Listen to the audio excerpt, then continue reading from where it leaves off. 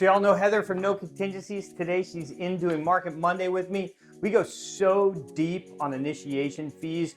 They've just exploded in some of the communities and we get deep into those. We talk all about the Bluffton numbers this week, Market Monday. It is time to talk about Bluffton. Bluffton. Did you look at these numbers? Yeah, I mean, I didn't have a choice. We had to do this. Nobody's ever said that before. Welcome to the show, Heather.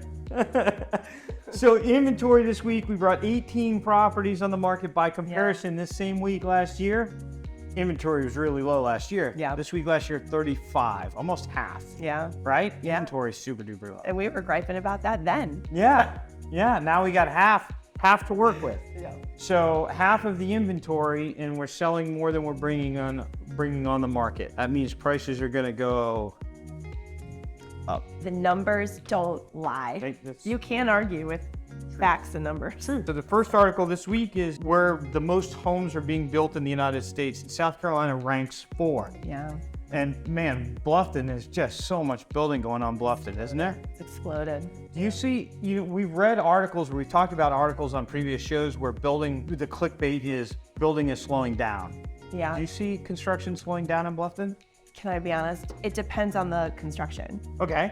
Maybe customized. I think it was Pomino Bluff didn't make a single lot sale in October. Wow. Yeah, but they just closed. A lot just actually sold. So that's good for those custom, like more into like your 450 to 650 or, per square, 600 per square foot. Yeah. So you're saying that custom home building has slowed down a little bit? A little bit. And that makes sense, right? Yeah. Like this kind of little dip in activity really kind of affects mostly that second home market, that luxury market. Exactly. And so, yeah, so that makes sense. But what about regular average Joe or average Heather homes? Not that there's average Heathers. They're banging them out. Yeah, I mean, they're not slowing down, no. Are they? No, honestly, they can't because there's a housing shortage. Yeah. They have to keep building. It always cracks me up. It's like, we'll read one article and it'll say like, builders are doing drastic things and they're pulling back and they're not building, and then the next article will be like the massive housing shortage. Yeah. And you're like, which one is it? And it's because it's all just clickbait. Yeah. Man, this was like a very long and in-depth article, and it was talking about all of the changes with gated communities. The only way to say it is just totally jacking up their new membership fee, like whatever name Moss Creek calls it, their certificate fee. Yeah. That fee that you have to pay when you buy in there to become a member. Yeah, it was a significant increase. I mean, some of them are like 3 times. The number one community on the list, and we're not calling out any specific community, at least that's not our intention, but the number one with the highest fees is Colleton River. Yeah. Right? And Colleton River's fee is $90,000. If you buy a property in Colleton River, year one, you will pay at least $117,125 in fees. So it's your initiation fee and your dues for the first year. Yeah, and that doesn't touch the sale of the house, the sale price. And banks don't finance that. No. So it's more cash. The number 2 is Belfair. And their initiation fee has more than doubled to $70,000. So first year, if you buy in Belfair, it's about $90,000. And then the third one I think was Berkeley Hall. Yeah, Berkeley Hall. So first year in there is $87,000. So again, not to disparage these communities, but let's talk about facts. Okay. It wasn't that long ago that you could buy a lot in these communities for $1. $1.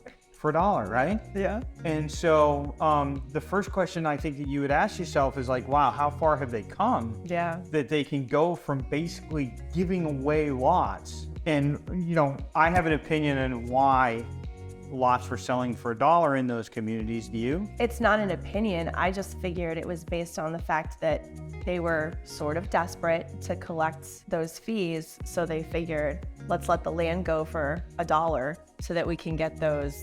Yeah, so an owner owns a property, they're paying $30,000 a year in dues or $20,000 a year in dues, right? And they want to get out from under it. And if they list it for $100,000, it won't sell. If they list it for $50,000, it won't sell. So they have to list it for $1 to sell And these people, in some cases, paid $250,000, $300,000 for a lot. They did. And they sold it for $1. Yeah, just to get out from those annual dues. From the dues. Yeah. Right? Now they're increasing their dues and increasing that initiation fee. Are they doing this because of the market that we've just experienced? Is I think the big question. Like, if I was consulting these boards making these decisions, I would ask them, what makes you think that your product right now demands this price? You're asking, how do you think they're justifying these mathematical calculations? Well, I mean, something's changed. Yeah. It wasn't that long ago that they were $1. And it's not like there was that many more people moving into the community. I mean, something's changed where they say, okay, now we can triple our initiation fee or double our initiation fee. Yeah. What's changed? I mean, that's my question to them is, what has changed? Yeah, capitalizing on inflation. I mean, inflation has gone up, but has it tripled? My fear is this, Heather. My fear is that they're making a decision based on the last 2 years. Mm-hmm. And I think history will prove that the last 2 years that we've had are not normal. So do you think that this could end up kind of hurting them? We'll see. Yeah. I'm hearing stories. I should have done some research before this shoot, but I'm hearing stories that their inventory is really starting to go up. More property is not coming on the market at a heightened pace in those communities. But what's happening is it's not selling as quickly. So what happens is every month, if you kind of put a normal amount of inventory, but you're not having the normal amount of sales, you wake up one day and you're like, crap, we got a lot of inventory. Yeah. And that's my fear. My fear is they're making a decision based on what's happened the last couple of years, and they're making that decision like it's the new normal. Yeah. It's like real estate agents. If they continue to live their life the way that they lived it the last 2 years with the expectation of that many transactions, Yeah. right now they're hurting, Yeah. right? Because that wasn't normal. And so if you've recalibrated your lifestyle and your expenses to what they were, what you were able to spend the last 2 years, Yeah. now you have trouble because, there's just not that many transactions to go around. It's not the same thing. That's my fear. So Joe, I have a question for you. Do you think that if inventory increases in these communities, that those annual dues will end up having to be a negotiation? They'll have to be like a negotiation formula because the buyers aren't going to want to pay them, so it's going to have to come out from under the seller.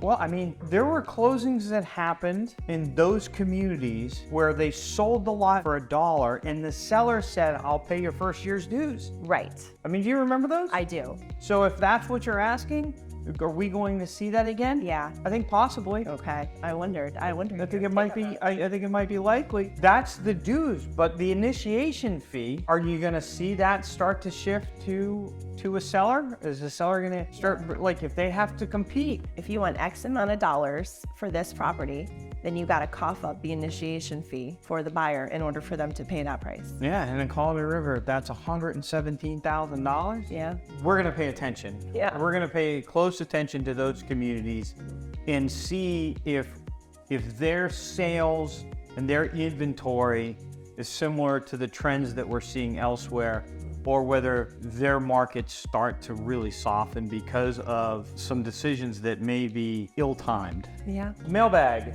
This week, Jay Miller asks, selling from Sea Pines and listing my home on the higher side over $1 million. Over $1 million. How long do you think it'll stay on the market? How do you answer that question? I don't think it matters whether it's in Sea Pines or wherever. How long is it going to take Heather, I'd like you to sell my house. How long is it going to take? I mean, there's factors. Like we've talked about this, like, is it toothbrush ready? Yep. You better have it in tip-top shape because buyers are they're dragging their feet a little bit. Sure. Sure. And they don't want to buy something and not be able to move into it because they have to renovate it. Correct. Yeah. Yeah. What's some other factors that would go into that? Is it justified, the fact that it's priced over $1 million? Is that a justifiable sale price? So what you're asking for the property is less relevant than what you're asking versus what it's worth. Correct. Right? Yeah. The price point doesn't matter as much as, is it priced right? Yeah, I mean, you're telling me that you want to sell it over $1 million, but we have to do the calculations on that. If all of those things are lined up, if it's toothbrush ready, if the price is Heather certified and everything is good to go, what's your answer? We have to reference the sales and seaplanes and see the activity over the last couple months. What's the average time it takes to sell a property in those communities, right? Yeah. In Bluffton, it's 40 days. I want to say that on Hilton Head Island, it's like 43 or 45 days, something in that area. Yeah. And that's an average, right? I would say that when things have picked up, certainly here in the last couple weeks, and it's been months since we've seen multiple offer situations and those kind of things. Yeah. And we're seeing them again. In the last couple of weeks, we're seeing them again. Yeah. So as of right now, if the house came on the market, it was priced correctly, it was toothbrush ready, I think it'd go pretty quick. Yeah. I think it'd be less than 30 days. Yeah, for sure. But you got to get everything right. To sell a house and get it right, price has to be right, the house has to be right, and the marketing has to be right. You got to get all three things right. Thanks for joining me. First episode with me on Market Monday. We do No Contingencies podcast together. Yes. And we always have a great time of that. Yeah. If you go to that podcast, make sure that you like and subscribe to it. Make sure that you like and subscribe to this, our weekly show, Market Monday. Yeah. Thanks for coming in.